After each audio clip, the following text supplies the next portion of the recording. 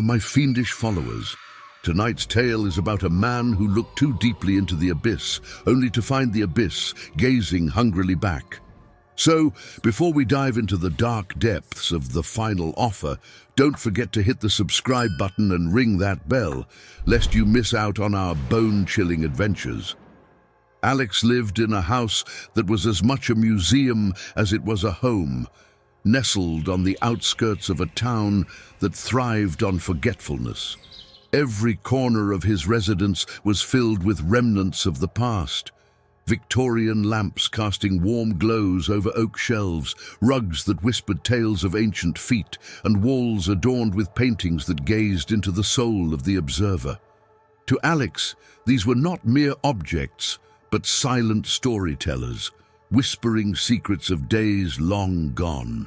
His life was a routine of treasure hunts, from dusty antique shops to the forgotten corners of estate sales, each day bringing the promise of a new find. It was a comfortable existence, filled with the joy of discovery and the solitude of study. His friends often joked that Alex lived in the past, but to him it was where he found his peace, deciphering the lives intertwined with his collection. One evening, as autumn winds danced with the fallen leaves outside, Alex stumbled upon an advertisement on Craigslist. It was for an antique mirror, described as a rare find from the 19th century, with a frame carved from the wood of an ancient oak. The seller hinted at its mysterious provenance, claiming it belonged to a family rumored to have dabbled in the occult. The photo showed a mirror that seemed to swallow light, its frame adorned with intricate patterns that seemed to move when not looked at directly. Intrigued and slightly mesmerized, Alex felt an irresistible pull towards it. This was not just another addition to his collection. It was a puzzle waiting to be solved. The mirror arrived wrapped in layers of old newspapers and bubble wrap, an artifact that seemed to hum with a life of its own as Alex carefully unveiled it. The craftsmanship was unlike anything he had seen, the wood warm to the touch, as if it retained the heat of a summer long past. But it was the glass that held Alex's gaze, for it did not reflect his study as he had expected. Instead, it offered a view into a landscape that was utterly alien, a decaying world where the sky bled crimson and the ground was littered with the carcasses of unknown beasts. The shock of it rooted Alex to the spot, his rational mind struggling to process the impossibility before him. Was it a trick, an optical illusion crafted by a master? Yet the scene felt too real, too detailed to be a mere deception. The air around the mirror grew colder, a whisper of wind seeming to emanate from within the glass itself, carrying with it the faint sounds of distant cries and howls. Driven by a mix of fear and an insatiable curiosity, Alex's initial desire to understand the mirror's secret deepened into an obsession. He began to research, poring over old books and online forums, seeking anyone who might have heard of such a phenomenon. The mirror's existence became a question that consumed his thoughts, a challenge to his understanding of reality. Late at night, he would sit before the mirror, watching the eerie landscape change and shift. Sometimes, shadows moved in the distance, suggesting life in that otherworldly place. Alex found himself speaking to the mirror, half in jest, half in desperate hope for an answer.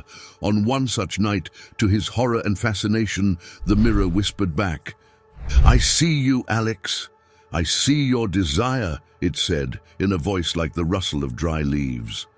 The words hung in the air, a bridge formed between two worlds.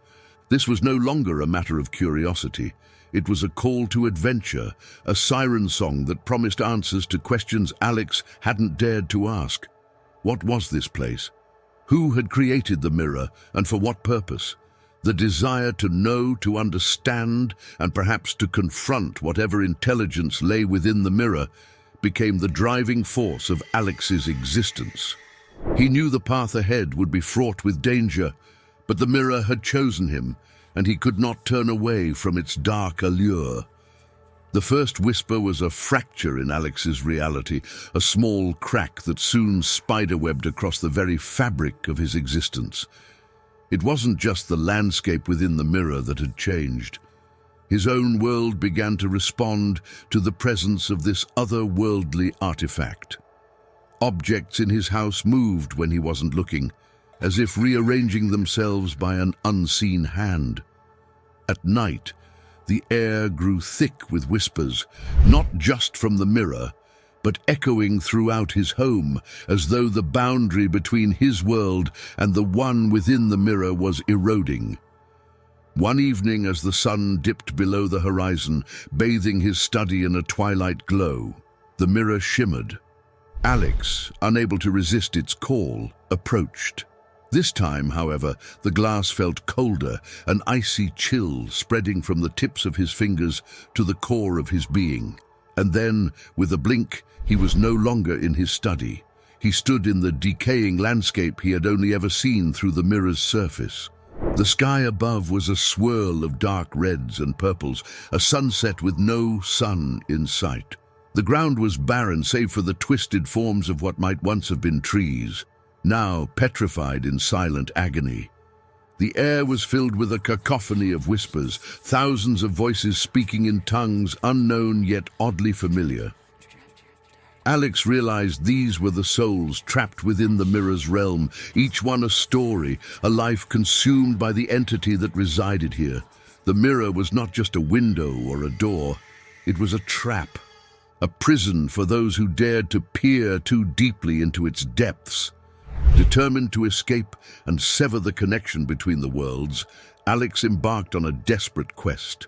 His first step was to return to his world, a feat he achieved by sheer force of will and a profound desire to reclaim his life. Back in his study, the mirror now seemed a menacing presence, its surface calm, but its intent malevolent. His research took on a new urgency. Alex reached out to experts in antiques with knowledge of occult practices, historians who specialized in artifacts of power, and even fringe scientists who believed in parallel universes. He scoured libraries for ancient texts and grimoires, seeking any mention of mirrors used as gateways or prisons for souls. The internet became both a tool and a battleground as Alex shared his story in forums, attracting the attention of skeptics and believers alike. Among them, he found allies, individuals who had encountered or studied similar phenomena, who offered their knowledge and support. One such ally was Eleanor, a professor of mythology who had studied the lore surrounding mirrors in various cultures.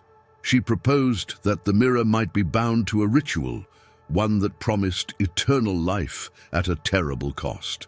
Together, they pieced together a possible solution, a counter-ritual that could sever the ties between the worlds. But the knowledge came with a warning. Every action in the realm of the supernatural has its price, and the entity within the mirror would not relinquish its grip easily. Alex prepared for the confrontation, gathering the necessary materials for the ritual. He knew he was stepping into the unknown, risking more than his life. The whispers had grown louder, a constant reminder of what he faced. Yet his resolve was unshaken. The mirror had chosen him, but he would not be its prisoner. He would fight to restore the balance, to protect his world from the corruption spreading from the other side. As he drew the first symbol on the ground before the mirror, Alex felt the air charge with anticipation. The entities on the other side were watching, waiting for him to make his move. The battle for his soul and the safety of his world was about to begin. In the heart of his ordeal, Alex's relentless pursuit of answers and resolution leads him to the threshold of a revelation that is as profound as it is harrowing. This pivotal phase of his journey is marked by the culmination of his desires, but also by the inception of a sacrifice that would forever alter the fabric of his being. After months of research, consultations with Eleanor, and numerous failed attempts to communicate with the entity within the mirror, Alex finally uncovered a ritual believed to sever the connection between the realms. This ritual, buried within the pages of an ancient grimoire, promised to unbind the souls captured within the mirror and restore the balance that had been so drastically upended by its presence in Alex's world. The night he decided to enact the ritual was calm, an ominous silence enveloping his home as if the world itself was holding its breath. With the mirror placed at the center of a meticulously drawn sigil on the floor of his study, Alex began the incantation. The air around him thickened, charged with an electric anticipation, and the mirror's surface rippled, transforming into a window looking into the other realm. Through it, Alex could see the faces of those trapped, their expressions twisted in pain and despair, their eyes pleading for release. As the ritual reached its climax, a surge of energy pulsed from the mirror, a shockwave of power that knocked Alex to the ground. The house shook, books tumbling from shelves, windows rattling in their frames as if caught in a tempest. Then, as suddenly as it had begun, the chaos subsided. The mirror's surface stilled, reflecting only the room and a visibly aged Alex, his hair now streaked with white, his face etched with lines of exhaustion. He had achieved what he set out to do. The connection was severed, the souls were released, their whispers of gratitude and relief fading into silence. The entity within the mirror was contained, its power diminished without the souls to feed upon. Alex had restored the balance, but the victory was not without its cost. The ritual had demanded more from Alex than he could have imagined. In the days that followed, he realized the extent of his sacrifice. The entity, in its desperation to maintain the connection, had latched onto a piece of Alex's soul, a tether that remained even as the mirror's power waned. This tether was a constant drain on Alex, a source of fatigue that no amount of rest could alleviate. His once vibrant spirit felt dimmed, as if a shadow had been cast over his very essence. More alarming was the change in his reflection. The mirror no longer showed the other realm, but Alex's image was altered. Where once there was vitality, there now stood a man marked by his encounter with the supernatural. His eyes held a depth of sorrow, a knowledge of the cost of delving into the unknown. The part of his soul that remained within the mirror acted as a reminder of the price of his curiosity, a price that extended beyond physical exhaustion to touch upon the very core of his being. Alex had sought to protect his world from the dangers of the mirror, to restore the natural order of things. In doing so, he had found the answers he sought, but at the expense of a part of himself. The mirror, once an object of fascination, had become a prison for a fragment of his soul, a constant reminder of the day he paid a heavy price for delving too deep into the mysteries of the unknown. His victory was Pyrrhic, leaving him forever changed, a guardian of a secret that weighed heavily upon his shoulders.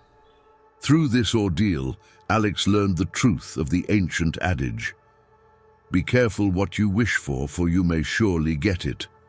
He had found what he wanted, but the cost was a part of himself, a price that would shape the remainder of his days, casting a long shadow over his existence.